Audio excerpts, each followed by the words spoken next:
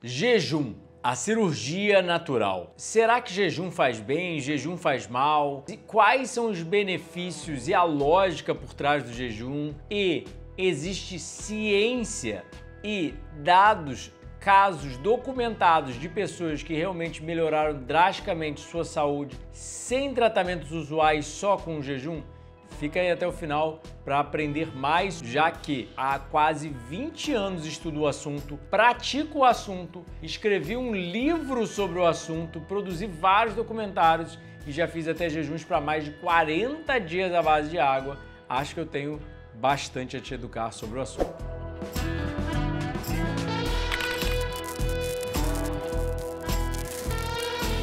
Prazer, sou o Dr. Eduardo Corá, sou nutricionista clínico que ama trazer para você o que há de mais recente na literatura médica científica. E eu devo relembrá-lo que o podcast não tem patrocinadores, porque eu não acredito em apoiar algo que eu não uso ou que eu não acho que é benéfico à população. Suplementos, remédios, tratamentos, etc. Eu acredito em medicina de estilo de vida. Sol, sono, atividade física, dieta primariamente ou exclusivamente baseada em plantas, entre outros fatores. Então, eu devo frisar a você que, como saúde é produzida por vida saudável, eu acredito em material educativo. Então, se você quer apoiar o podcast, eu te convido a ler os 10 livros já publicados que eu tenho e ciência da boa, de 100 a 200 páginas cada um dos livros, com o que há de mais recente na literatura médica científica, todos eles com referências bibliográficas de artigos médicos científicos nos mais renomados jornais médicos científicos. Então, são 10 livros já publicados, 6 cursos online, retiros presenciais sempre em janeiro, fevereiro e julho e meu atendimento nutricional presencial e online. Então, se você quer apoiar o podcast, você pode se tornar membro do canal e adquirir um desses serviços, porque você vai estar se ajudando, ajudando as pessoas ao seu redor com conhecimento em medicina de estilo de vida e seu exemplo vivo de mais saúde, assim como nos ajudando a produzir mais conteúdo de qualidade para você e para todo mundo que precisa dessa informação. Então, como nenhum produtor de brócolis ou de banana já chegou para apoiar o podcast, eu te peço a sua ajuda. Mas se você não pode ajudar, simplesmente compartilha esse vídeo, comenta, senta o dedo nesse like, se inscreve no canal e aperta o sininho. Quanto mais interação você faz com o YouTube, mais ele entende que você gosta, mais ele mostra para mais pessoas. Então eu preciso da sua ajuda para continuar crescendo o canal e levar essa mensagem às massas. Prazer, sou o Dr. Eduardo Corá, sou nutricionista clínico que ama trazer para você o que há de mais recente na literatura médica científica, nada de achismo ou ideologia, mesmo que eu bote algo que ainda não tem tanto dado científico, eu falo que não é para praticar, falo que existe, comentários sobre o assunto no meio acadêmico ou no meio clínico, mas eu deixo sempre tudo às claras, mostro os artigos e apresento não só os dados científicos, mas até mesmo a minha prática empírica já há quase 20 anos, que acabo sendo um modelo vivo testando isso em mim mesmo, né? Então, já tivemos o primeiro podcast, Jejum, a Cirurgia Natural, peço que você assista, realmente foi um dos vídeos mais visualizados do canal, para bater 300 mil visualizações, eu vou botar aqui na descrição e nos cards. Eis a grande questão, o que a maior parte das pessoas não entende? Que o jejum é simplesmente um mecanismo biológico de reparo da natureza criado por milhões de anos desde o início da evolução de organismos vivos no planeta Terra. Ou seja, desde células procariontes já tem esse mecanismo de jejum, ou seja, as células unicelulares muito mais primitivas, sem todos os compartimentos que nós temos, como a mitocôndria, o retículo endoplasmático, entre outras partes da célula. Então a natureza, no início da evolução, como não tinha remédios, não tinha nada, ela criou esse mecanismo de reparo que todo organismo vivo, quando para de comer, liga o que a gente chama de autofagia, uma reciclagem celular para ele se manter sempre jovem e renovado, que a gente esqueceu. E a gente trocou todo, não só o jejum, como essas necessidades biológicas, como o sol, a importância do sol, do sono, da atividade física, da dieta, da interação com a natureza, tudo que hoje em dia a gente já tem muito dado científico comprovado, mas há 200 anos atrás a gente não tinha. E aí a medicina começou a se enveredar por um caminho que não se importa com medicina de estilo de vida, mas Ao longo desses anos, muitos pioneiros, inclusive nós higienistas, esse modelo de medicina de estilo de vida criado nos Estados Unidos 200 anos atrás, percebemos que saúde é produzida por vida saudável, ou seja, o organismo depende dessas necessidades biológicas. Não tem como trocar a atividade física por shaper, um aparelho que vai ficar tremendo seu abdômen ali, ou trocar uma dieta boa por suplementos, ou trocar sono por cafezinho e melatonina, trocar sol por cápsulas de vitamina D, não funcionam da mesma forma. E é isso que a gente tem tentado fazer. Ou, por exemplo, trocar o jejum por medicamentos, cirurgias, tratamentos invasivos. Eu não estou prescrevendo jejum, não concordo que você faça jejum. Acho que tudo tem que ser com um acompanhamento médico profissional. Peço encarecidamente que o podcast é só com efeitos educativos. Eu apresento, obviamente, o que há de mais recente na literatura médica científica. Apresento a minha opinião pessoal e não profissional. Eu apresento, obviamente, a opinião desses higienistas que já supervisionam jejuns há mais de 200 anos, alegando resultados incríveis, mas que não são publicados na literatura médica científica, então não são reconhecidos como um possível tratamento. Temos agora sim o True North Health Center na Califórnia, a maior clínica de jejum do mundo, publicando o que a gente chama de case reports, relatos de casos, que é literalmente eles pegam um paciente, colocam para jejuar e mostram o caso dele. Mas isso para a ciência não é considerado. A gente precisa testar em milhares de pessoas, precisa ter várias pesquisas comprovando a mesma coisa para começar a ser reconhecido. Se nós olharmos o próprio Hipócrates, alegava, o pai da medicina ocidental alegou há mais de 2000 anos atrás, todos temos um médico dentro de nós, devemos apenas auxiliá-lo em seu trabalho. O poder natural de regeneração interna é a maior força que temos para retornar à saúde. A nossa alimentação deve ser nosso medicamento, o nosso medicamento deve ser a nossa alimentação. Porém, comer quando se está doente é alimentar a doença. É muito interessante que Hipócrates, há 2000 anos atrás, sem os dados científicos, sem saber que existiam cirurgias, remédios, etc., já prescrevia jejum e dieta como a base do mecanismo de regeneração. E hoje em dia, sim, a gente sabe que dieta é muito importante no processo de prevenção de doenças, tratamento de doenças, reparo, regeneração, rejuvenescimento celular, autofagia, essa reciclagem. Tem muitos dados científicos sobre isso. Que jejum, sim, liga mecanismos de regeneração, até mesmo ver a natureza auxilia o reparo interno. Então tem muitos dados científicos que são literalmente, infelizmente, esquecidos. A maioria de nós desconhece que mesmo seres humanos com baixíssimo percentual de gordura conseguem jejuar por muitos dias. Eu mantenho em torno de 10% ao longo do ano, às vezes até um pouco mais baixo que isso, e já fiz um jejum de 38 dias. Recomendo? Não, porque não temos dados científicos. Foi, na minha humilde opinião pessoal, a melhor sensação e uma das melhores coisas que eu já fiz na vida foi porque eu me senti muito bem, vi melhorias de diversos problemas que eu adquiri lá na infância, que eu comia muito junk food, tinha uma péssima infância. Vi muitas melhorias? Vi. Sou super a favor e quero até fazer um outro jejum de 40 dias muito em breve. Entretanto, infelizmente, contudo, todavia, como não temos dados, eu não posso incentivar ninguém. Mas sim, eu posso fazer a leitura do meu livro, mostrar o que os higienistas já falavam há muito tempo atrás e comentar sobre o assunto sem viés, sem recomendá-lo a fazer algo sem acompanhamento médico profissional. Acredito muito no jejum, acredito, mas ainda falta muita pesquisa para o meio acadêmico, para as recomendações usuais se virarem para ele como um tratamento primário junto com medicina de estilo de vida, né?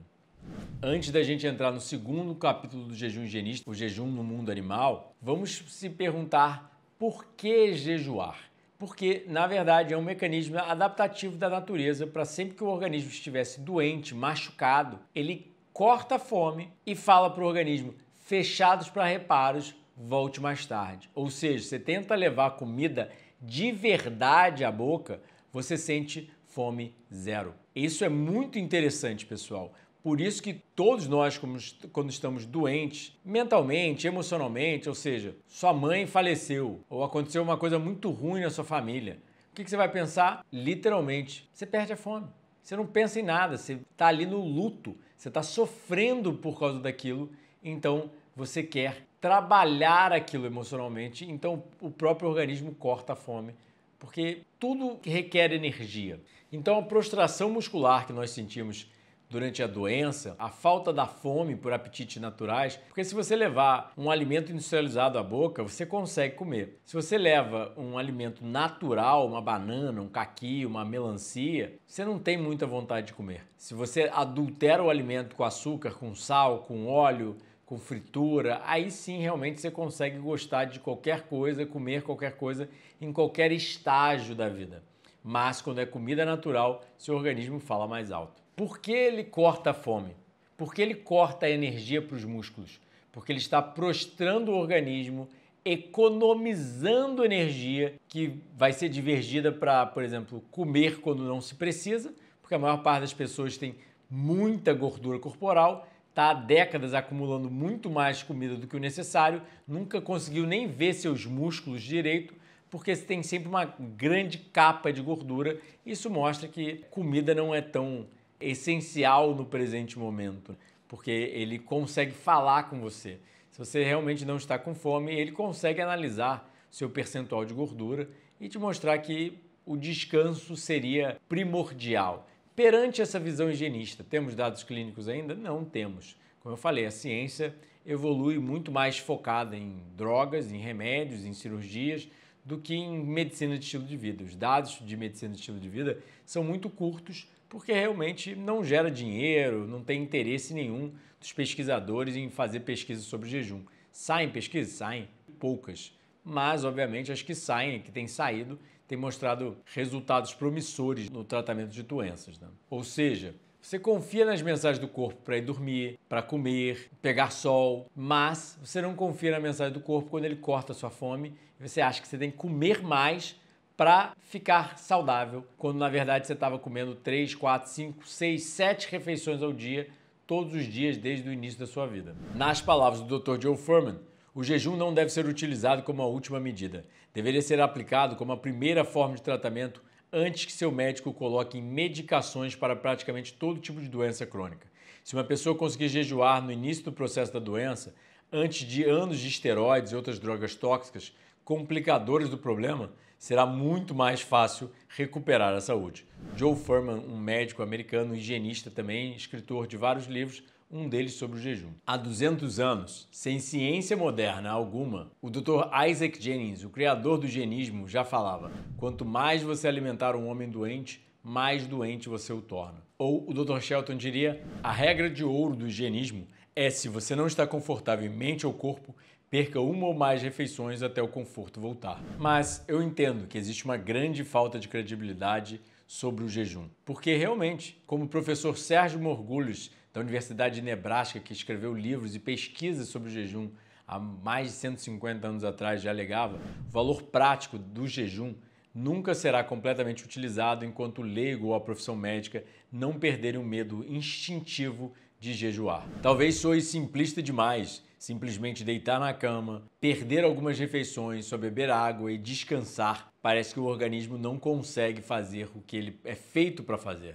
Nós temos muitas crenças errôneas, por exemplo, como hoje em dia a gente já sabe que os alimentos processados fazem muito mal. Até 20, 30 anos atrás, sinceramente, quando eu nasci, ninguém pensava que os ultraprocessados faziam tão mal assim, ninguém comentava isso, né? Como na época da década de 50, cigarro, por exemplo, até mesmo médicos recomendavam, fumavam e acreditavam ser saudável, faziam propagandas disso em jornais médicos científicos. Então, em uma época atual, com todos os avanços tecnológicos modernos, as pessoas sempre pensam no quê? Um caminho rápido, né? Ninguém quer passar fome e descansar na cama. As pessoas querem um remédio instantâneo para curar uma doença, uma cirurgia que vai remover o tumor e não vai causar nenhuma alteração, nenhuma outra prejuízo, né? As pessoas realmente acreditam apenas na tecnologia moderna e não na tecnologia biológica evoluída por milhões de anos pela natureza, que todo organismo vivo carrega dentro de si.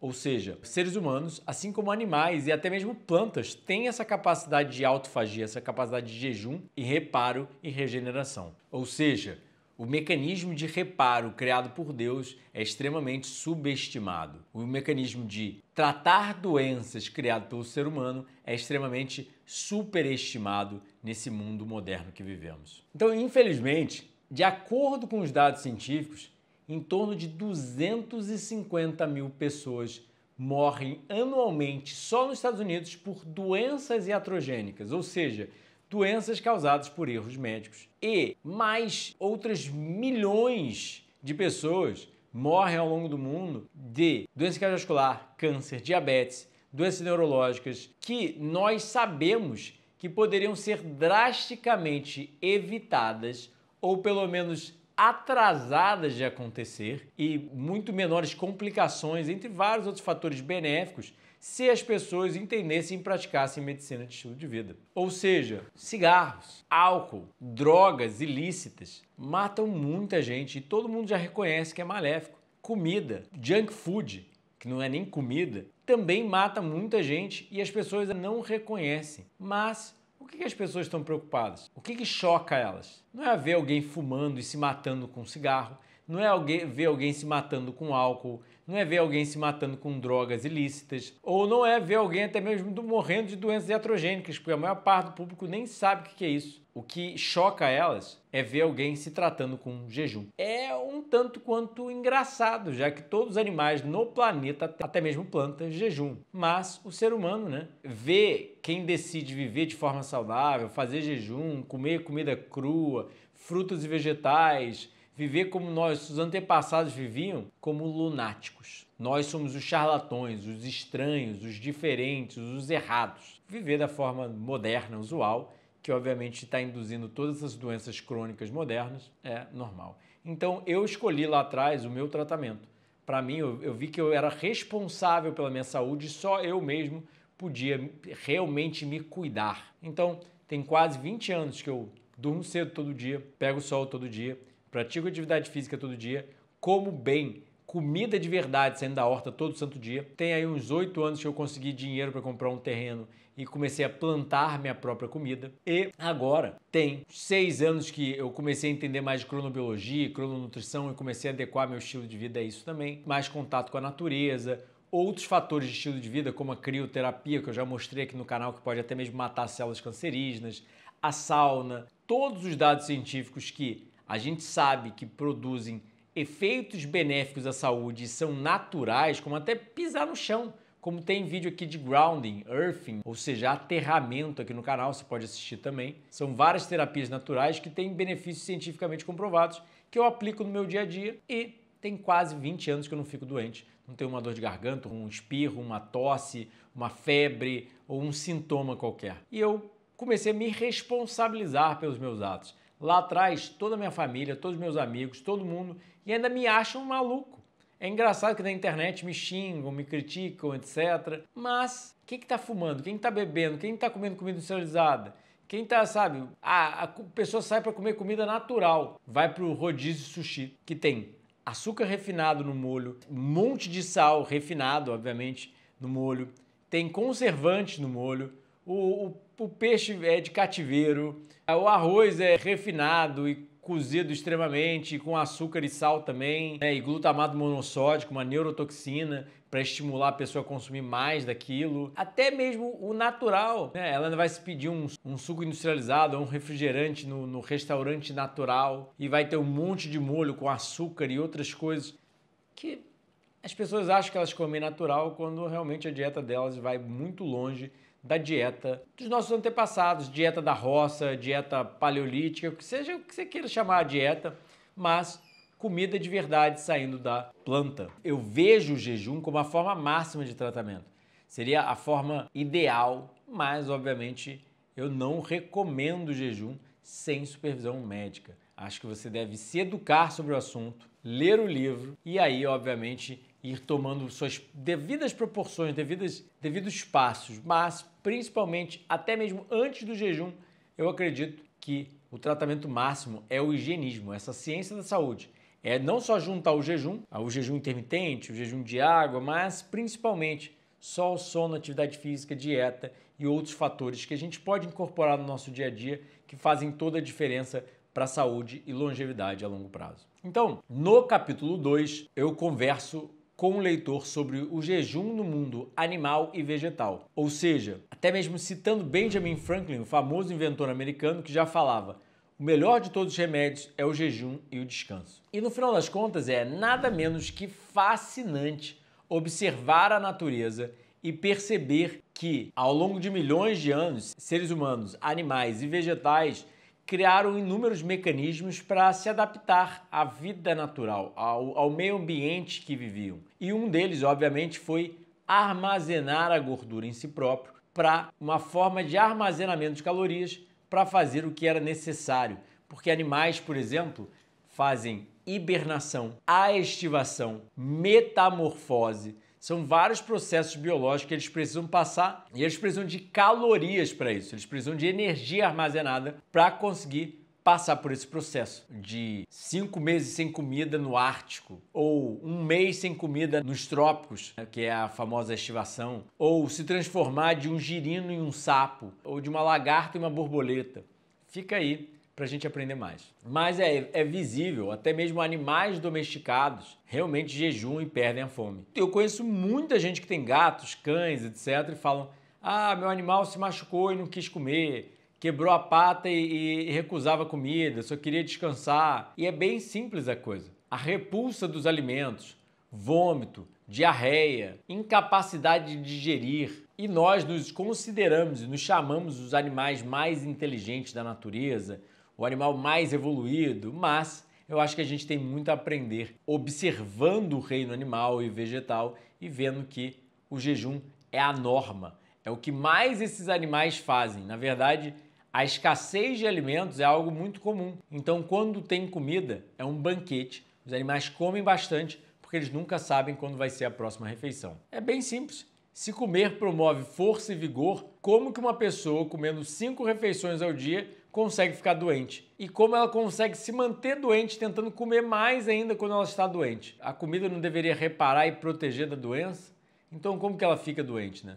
Se a ideia de que quando você está fraco você tem que comer mais, como é recomendado por aí, porque geralmente não funciona, né? Se fosse assim, os indivíduos obesos seriam os mais fortes e nunca ficariam doentes. Ou seja, todos os processos que envolvem a digestão aumentam o trabalho do fígado, do intestino, do coração, dos rins, dos pulmões. E relembrando, pessoal, agora o jejum higienista tem em inglês também. Print on demand, como a gente chama na Amazon. Você imprime só um livro e manda para sua casa pela Amazon, ou você pode ler o e-book dele em inglês e em português, além do livro original, impresso, físico, em português, que já é o nosso livro mais vendido há mais de 10 anos. Aí você se pergunta como podemos auxiliar um doente a reparar o seu organismo, a se proteger das doenças quando a gente faz ele trabalhar em excesso, quando o organismo tem que trabalhar constantemente para digerir a comida e tentar reparar a doença. Então, nós começamos essa parte falando sobre o limite da matéria.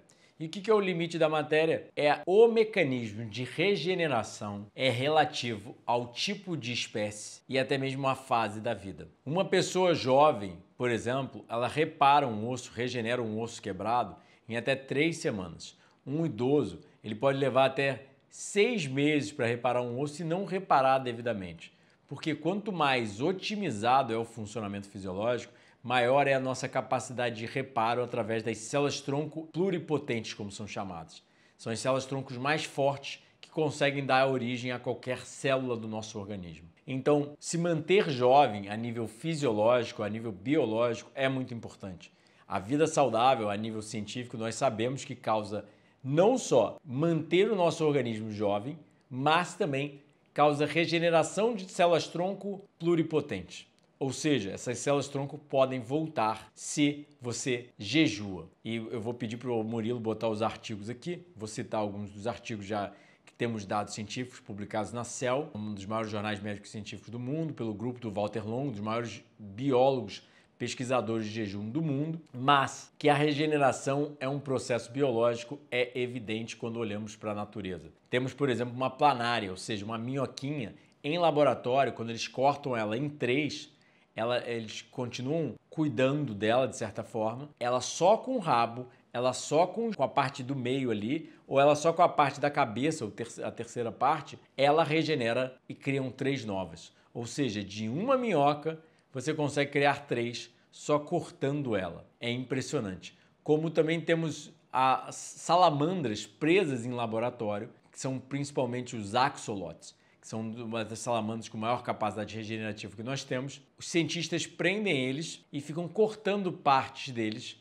para ver o que eles conseguem regenerar e quais genes eles ligam nesse mecanismo de regeneração. Sim, eles prendem esse axolote, é uma salamandra famosa e até mesmo famosa pelo joguinho Minecraft, eu já vi isso na internet, apesar de nunca ter jogado, e muita gente talvez se conecte com isso, mas eles cortam o braço da salamandra, a salamandra vai e cresce um novo em jejum. É impressionante, ela para de comer, ela usa as reservas internas para crescer um novo braço. Ou até mesmo a estrela do mar, que pode ter várias partes dela cortada e mesmo assim ela consegue regenerar. E aí você pergunta, como que uma planária, uma minhoca, consegue crescer uma outra minhoca, né, outras 3 partes dela, sem comer? Porque, na verdade, né, cortou ela em 3, a boca pode comer, mas não vai para o intestino. O intestino poderia digerir, mas não tem como chegar lá. Então, eis a grande questão. Através desse processo de autofagia, ela se quebra internamente as reservas da onde tem e começa a reconstruir uma nova. Então, o limite da matéria, um conceito dentro do higienismo, que é o limite da matéria, que mostra quanto mais simples é a espécie, maior é sua capacidade regenerativa. Ou seja, nós somos os organismos mais complexos da natureza, então nossa capacidade regenerativa é muito baixa comparada a outras espécies.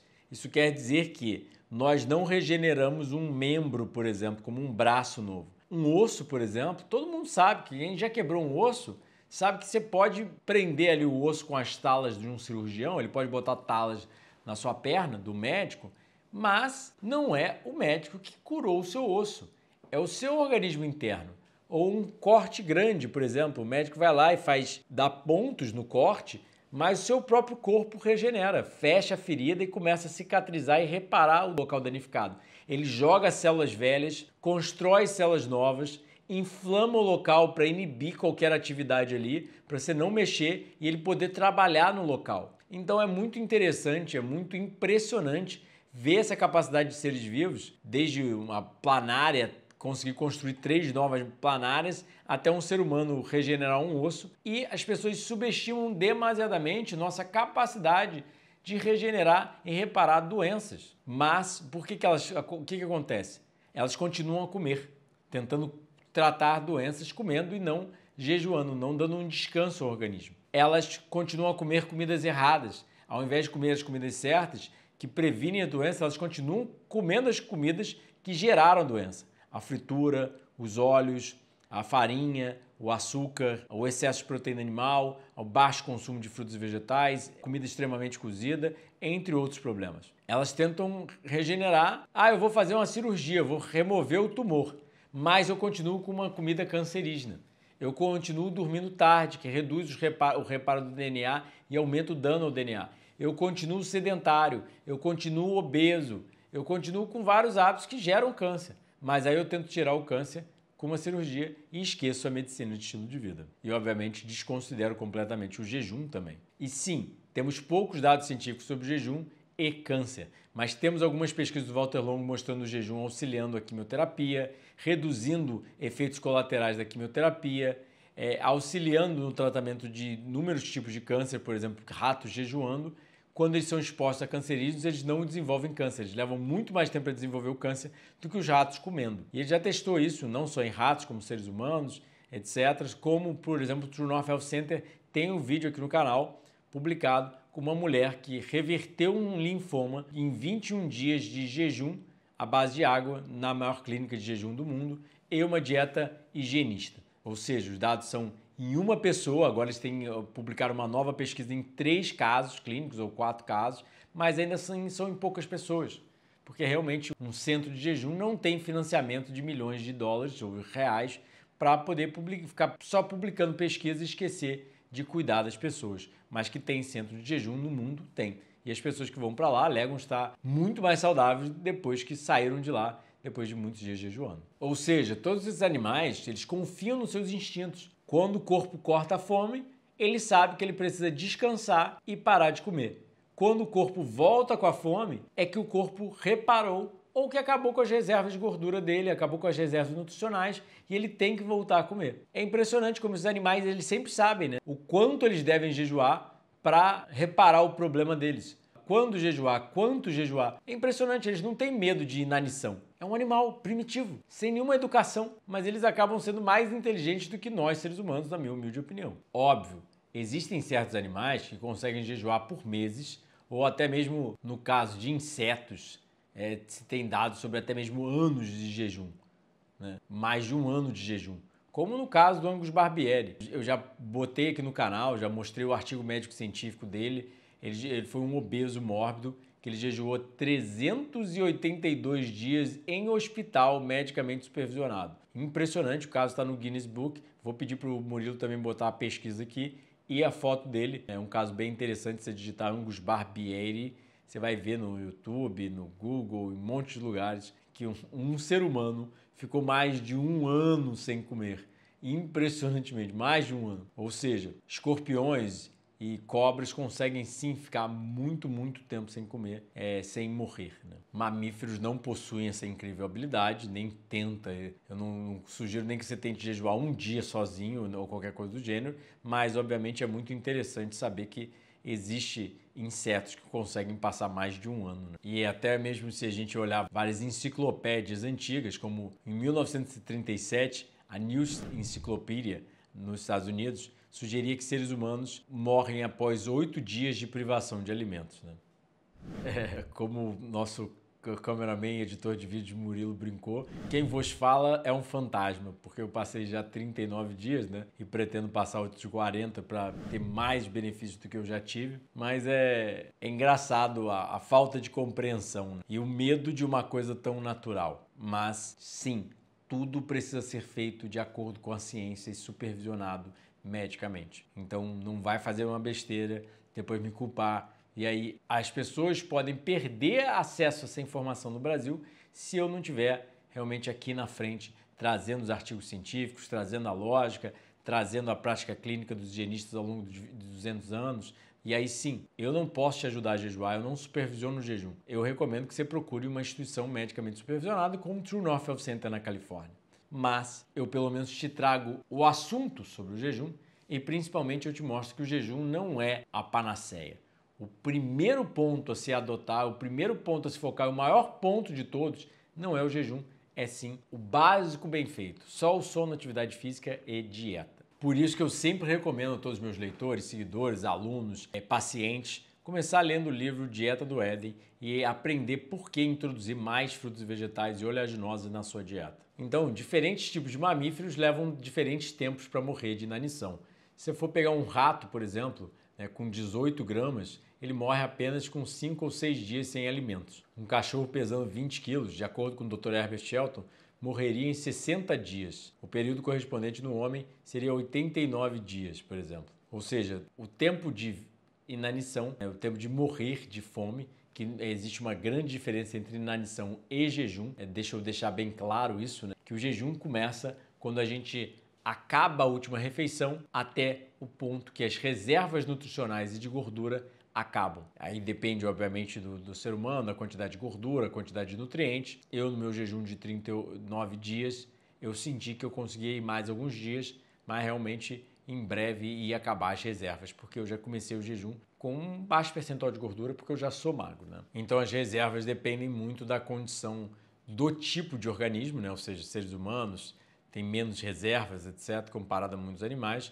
mas também as reservas do organismo no presente momento, né? E aí a gente pode olhar para vários tipos de animais que são impressionantes, como o salmão, por exemplo, que ele, durante 30 dias, ele jejua nadando contra uma correnteza muito forte e no final desse processo de jejum e desses dias, ele vai e coloca seus ovos, ele reproduz, ou seja, ele nada por centenas ou milhares de quilômetros pelo oceano contra a correnteza, voltando ao rio onde nasceu e depois disso ele procria em jejum. O Dr. Shelton, por exemplo, cita a foca monge do Havaí, que ela alimenta seu bebê apenas com leite materno em jejum. Ou seja, ela fica uns 35 dias alimentando o bebê com leite materno, ela não tem tempo de sair para buscar comida.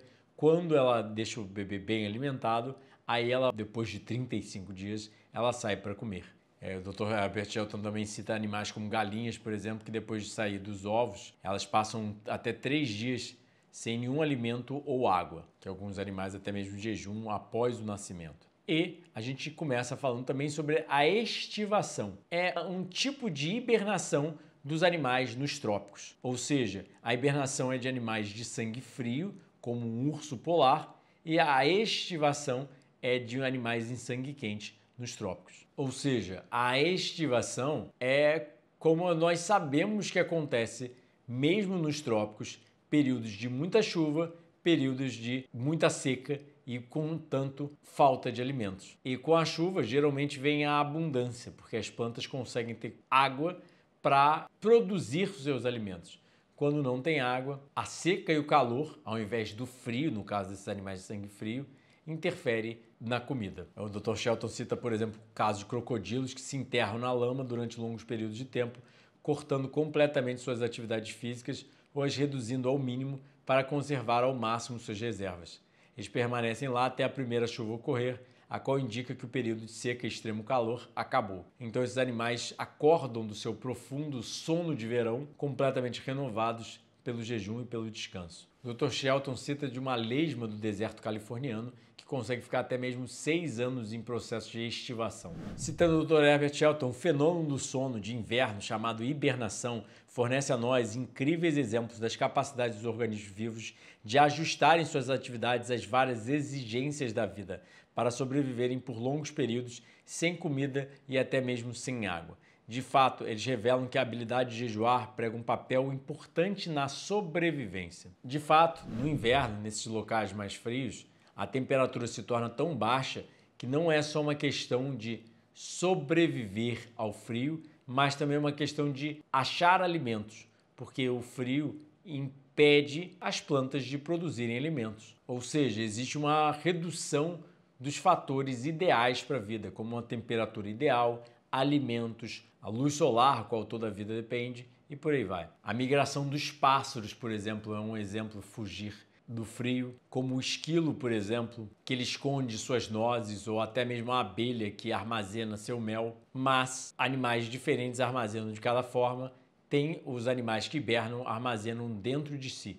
Eles comem mais antes do inverno para poder armazenar dentro de si um maior percentual de gordura e poder passar pelo inverno, como no caso do urso polar. A hibernação é um estado dormente no qual o metabolismo, respiração, atividade do coração, temperatura corporal e todos os outros funcionamentos fisiológicos são fortemente diminuídos. Em certas instâncias, o animal pode chegar a perder até metade do seu peso. Ou seja, imagina um ser humano pesando 35, 30 quilos. E a gente acaba não sabendo, mas até mesmo ratos, morcegos, sapos podem hibernar. Óbvio, não tanto quanto um urso, mas ainda assim. Por exemplo, lesma e outros animais do deserto, eles hibernam no inverno, a estivam no verão e acabam passando mais tempo do ano jejuando, hibernando, do que até mesmo comendo e vivendo. E até mesmo plantas chegam a jejuar e hibernar durante o inverno. A queda das folhas, por exemplo, eu tenho caquis aqui, você sempre vê ela literalmente cai as folhas. Caducifolha, eu acho que é o nome disso na biologia, onde ela literalmente joga as folhas fora como uma forma de armazenamento, conservação de energia. A seiva desce, as folhas caem e elas entram num estado dormente durante aquele período de inverno. Não puxam carbono ou nitrogênio do ar e não extraem minerais do solo. Ou seja, em outras palavras, elas deixam de comer por meses. E embora seres humanos tenham milhares de evidências do mundo animal e vegetal, nós continuamos com medo do jejum. E, obviamente, nos prejudicando por isso, ao invés de auxiliando. Por mais que ainda temos poucos dados sobre jejum à base de água para fazer recomendações, porque os poucos dados, porque ninguém estuda, né? Porque ninguém quer jejuar, porque as pessoas, gostam de comer, mesmo na doença, 2, porque tem medo da coisa mais biológica, né? Mas, como elas comem de 3 em 3 horas ao longo da vida delas, desde o início da vida até o final da vida, realmente elas não têm noção da capacidade do jejum, têm medo do jejum e ainda mais quem estuda acaba geralmente falando mal do jejum. Entretanto, como é muito mais fácil também estudar jejum intermitente, ou seja, em animais e em seres humanos, porque só são 12 horas sem comer, 14, 16 horas, às vezes 18 horas, é muito mais fácil em laboratório, em animais, mostrar benefícios fisiológicos. E o jejum intermitente é muito claro. Ele reduz a carga oxidativa do corpo, reduz a inflamação, melhora inúmeros biomarcadores. Então, se um jejum intermitente faz bem, provavelmente, acredito eu, que um jejum de água medicamente supervisionado, devidamente conduzido, vai fazer melhor ainda. Sem contar que a maioria da população mundial sofre de sobrepeso e obesidade, ou seja, carrega em seus corpos uma muito maior quantidade de comida armazenada do que a grande maioria desses animais da natureza jejuando. Então, eu vou pedir para o Murilo, nosso editor de vídeo, colocar aqui os gráficos da metamorfose, que você pode ver, por exemplo, um girino. É um animal aquático, ou seja, um animal que vive apenas na água. Durante esse processo de metamorfose, ele na verdade ele come e aí ele para de comer e faz essa metamorfose. Ele troca a sua estrutura, ou seja, troca a sua anatomia até mesmo e mecanismos fisiológicos para se transformar de um girino em um sapo, um animal anfíbio que ele vive na terra e no mar. É muito interessante isso, mas ele consegue comer internamente as reservas da sua cauda e literalmente se transforma em um animal sem cauda e bem diferente de antes. Ou seja, ele ao invés de cauda agora tem 4 pernas. Ele transforma sua cauda em pernas sem comer. Como? Da onde que está vindo essa energia? Como que ele consegue fazer esse processo? O girino nunca se questiona se ele vai ficar sem comer e vai morrer de desnutrição, como os seres humanos estão avançados e inteligentes, né? Um animal que tem um cérebro muito menos capaz que o nosso, pelo menos consegue seguir seus instintos melhor que nós mesmos, né? E a gente vê outros animais, o girino é só um exemplo. A gente tem também o exemplo da lagarta, como você pode ver o gráfico. Ela come que nem uma glutã por em torno de 20 dias, engorda bastante, cria um casulo, onde dentro do casulo ela se desintegra. Ela vira literalmente uma gosma que começa a se remodelar e construir um animal completamente diferente de um animal terrestre, vira um animal aéreo. Ou seja, é muito impressionante ver que animais conseguem confiar nos seus instintos, confiar na sua fisiologia, simplesmente jejuar e começar a se remodelar e transformar um animal completamente diferente pelo poder do jejum. E você acha que a lagarta ou o girino sentem medo de morrer de fome? Ou de morrer de perder os músculos? Não, eles confiam no corpo porque eles sabem que o instinto fala mais alto.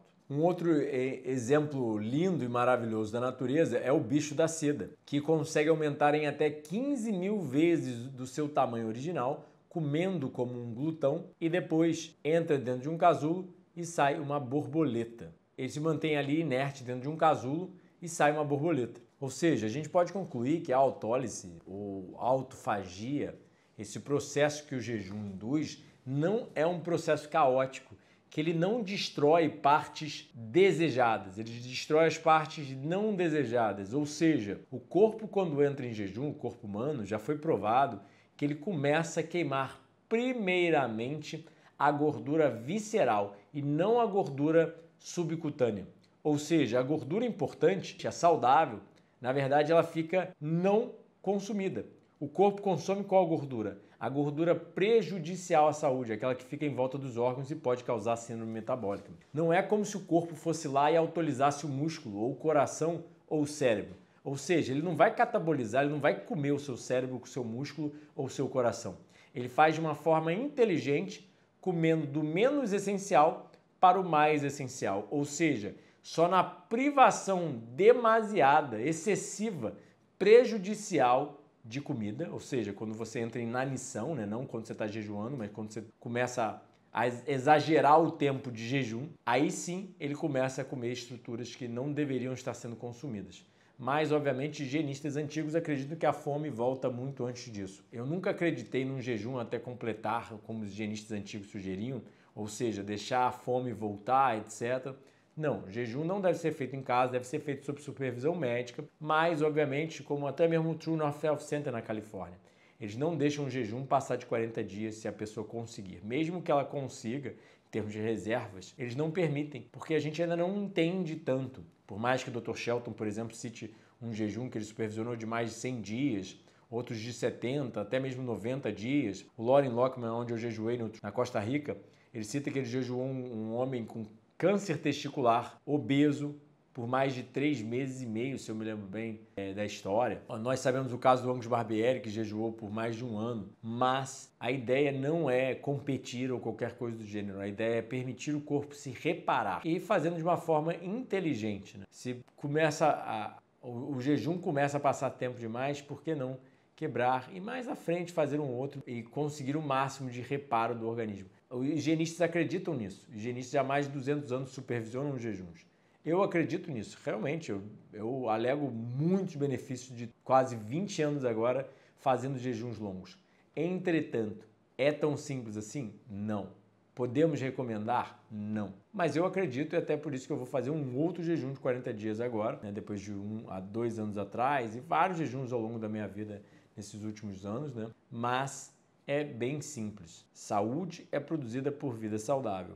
Então, até quando jejum seja algo mais bem visto, seja conduzido em hospitais naturalmente, tenha clínicas de jejum ao longo do mundo, né, para pessoas com mais dinheiro, com menos dinheiro, ser acessível a todos, o jejum não é uma coisa que deve ser feita como brincadeira. Você deve ter muito respeito e, obviamente, acompanhamento profissional e estudar bastante o assunto. Por isso que eu sempre recomendo a leitura do livro Jejum Higienista. Lembrando, isso não é uma recomendação médica para você jejuar.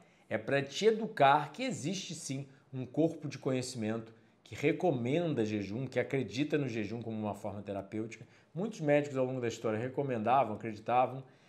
Começamos a ter dados científicos sobre jejum à base de água, temos muitos dados científicos em jejum em animais, mas ainda assim é uma coisa muito preliminar a nível científico, que eu não posso recomendar nunca, mas que eu acredito que vai ser o tratamento do futuro, acredito. É muito interessante no girino que na fase de sapo ele desenvolve pulmões durante essa metamorfose. Ou seja, o girino ele passa de uma respiração branquial, mais similar a um peixe, né? Aquelas brânquias assim no pescoço, para uma respiração pulmonar. É muito interessante como o animal se reestrutura por dentro. Até mesmo os olhos migram, seus intestinos encurtam, passando de uma dieta herbívora para uma dieta carnívora. Ou no caso das libélulas, por exemplo, que de animais aquáticos se transformam em animais voadores. Já, por exemplo, indo para o deserto, outro tipo de clima, ainda temos o camelo, que é famoso por suas corcundas. E as corcundas do camelo são, na verdade, as reservas de gordura dele, aonde depois de muita privação de comida, de nutrientes, essas corcundas se tornam bem mais retas, essas reservas estão depletadas. Ou seja, essas corcundas do camelo não só armazenam gordura, mas também água, para poder enfrentar as longas caminhadas pelo deserto. Todos os processos metamórficos ocorrem devido ao jejum. Ou seja, é necessário que o animal entre em jejum para desencadear essa autofagia e começar esse processo de metamorfose. Outra coisa interessante que a gente pode notar nos animais na natureza é a temporada de reprodução. Muitos animais, quando vão entrar na temporada de reprodução, na verdade, jejuam. É muito interessante o Pedro, o biólogo que fez o primeiro documentário de jejum aqui no canal, que bateu quase 2 milhões de visualizações, você pode ver, vou botar aqui nas descrições, vou botar aqui nos cards também. O documentário ficou bem legal, foi o vídeo mais assistido aqui do canal. Já tem aí 6 anos ou 7 anos que a gente fez o jejum. Eu acho que mais uns 7, lá para uns 7 anos na verdade. E ele comentou que no sítio do pai dele, né, no sítio da família dele, os cachorros, quando estavam entrando no cio, na verdade, os cachorros machos, quando as fêmeas entravam no cio, na verdade eles ficavam sem comer, porque eles conseguiam reprocriar melhor. E no final das contas é bem isso, a literatura mostra que menos percentual de gordura auxilia o sistema reprodutor, né? Então, até mesmo Avicena, um famoso médico árabe, sugeria que a melhor forma de se tornar fértil novamente era um jejum. A gente vê isso em animais, né? O salmão, o pinguim, o ganso macho, a foca marinha do Alasca são alguns dos exemplos. O salmão, por exemplo, antes da temporada de reprodução, ele jejum por semanas nadando contra a correnteza e quando chega no seu local final, ele desova. ou seja, ele reproduz só mesmo depois de semanas em jejum. No início dessa viagem que dura semanas, seus corpos estão cheios de gordura e, na verdade, ele não se alimenta durante a viagem. Não se sabe exatamente por quê, talvez para ser mais leve, conseguir manter a energia necessária para viajar, para nadar contra a correnteza, ou seja, eles podem nadar até mais de 3.000 quilômetros. Eles pulam, mergulham, nadam, lutando contra predadores, lutando contra o clima, esquivando de pedras, para que no final a sua prole possa ter a mesma experiência que eles, ou seja, a experiência da vida. Já é muito interessante a famosa foca peluda do Alasca. Durante 3 meses inteiros da temporada de reprodução, essas focas, apesar de ter comida e bebida em abundância, ela jejua completamente e se esforçando para manter seu harém satisfeito e inseminado. Como um biólogo relatou no livro O Fim da Terra, no verão ele nem come nem dorme. É uma longa devassidão entre lutas, sexo e proteger seu harém contra invasores inescrupulosos. Em setembro, ele é uma sombra desfigurada do que era previamente. Toda sua gordura desapareceu, já que viveu dela durante todo o verão. Essa foca chega a perder quase 100 quilos durante a temporada de reprodução. Seu harém pode conter 60 a 150 fêmeas, as quais eles precisam fertilizar todas durante uma única temporada de reprodução. E como 3 a 4 copulações são necessárias para garantir a gravidez, isso significa que ele pode ejacular 600 vezes durante esses 3 meses em completo jejum. Aí, não obstante a toda a atividade sexual e desgaste, e ainda sem comer, ela precisa ainda proteger a foca macho, precisa proteger seu harém de machos solteiros, os quais estão sempre tentando roubar uma parte do seu harém. Ou seja, é uma temporada de 3 meses de batalha, sexo, e que ele fica muito, muito magro e depois ela se joga de novo na água para voltar a alimentar-se e ganhar peso. Agora imagina a quantidade de calorias gastas por esses animais. Imagina se eles conseguem fazer isso melhor jejuando do que comendo. É muito impressionante, né? Como o quanto a gente sabe pouco da biologia e do mundo animal e do corpo humano em si. Como que esses animais, até mesmo em jejum, eles conseguiriam reproduzir, né, se realmente jejuar fizesse mal ao corpo. E agora nós temos estudos médicos científicos também mostrando em animais que restrição calórica evita a perda da qualidade e quantidade dos ovócitos, ou seja, as células germinativas femininas, que ocorre com o envelhecimento. Ou seja, só de submeter animais de laboratório como ratos, etc., a comer menos calorias, parece que eles se tornam bem mais férteis novamente como um organismo jovem. E sim, higienistas já há mais de 200 anos também acreditam que o jejum é uma forma de tornar o organismo fértil novamente. Adorei estar aqui com vocês por esse tempo prolongado. Peço encarecidamente que você assista toda a playlist aqui de podcasts para aprender muito. Precisa ouvir, fazer aquilo entrar no cérebro. Enquanto não entra no cérebro, você não vai estar praticando, você vai estar cometendo erros. Eu mesmo, muita gente fala, mas como que eu vou ser educado para fazer essas mudanças? Como que eu vou me manter na linha, etc. Educação, educação, educação. Foi por isso que eu escrevi 10 livros já até o presente momento. Estou escrevendo o meu 11º. Por quê? Porque eu mesmo, na minha época, há quase 20 anos atrás, eu estudei. Não adianta. Eu quero aprender inglês. Vai cair no seu colo? Você vai, acordei hoje eu sei inglês, eu falo muito bem inglês. Não. Você vai ter que praticar, vai ter que falar com americanos, vai ter que às vezes fazer um intercâmbio nos Estados Unidos. Você vai ter um tempo de aprendizado, vai ter um tempo de estudo ali para interiorizar aquilo no cérebro. A vida saudável, esses novos hábitos higienistas, é a mesma coisa. Pegar a quantidade de sol, atividade física, dieta, outros fatores biológicos, é um processo de construção até chegar lá nesse objetivo. Então construa seu futuro. Comece lendo os livros, venha ao retiro, assiste alguns dos cursos online, agenda uma consulta comigo, te garanto, eu tenho muito para te ajudar e te ensinar quando se trata de saúde por vida saudável. Então, muita saúde frugal, saúde por vida saudável e não se esquece, se você quer minha ajuda como nutricionista clínico, tem esses 4 serviços que eu presto e eu já falei, e comenta, compartilha, senta o dedo nesse like, se inscreve no canal e aperta o sininho para receber nossas atualizações. E não se esquece, clica nesses vídeos para saber mais.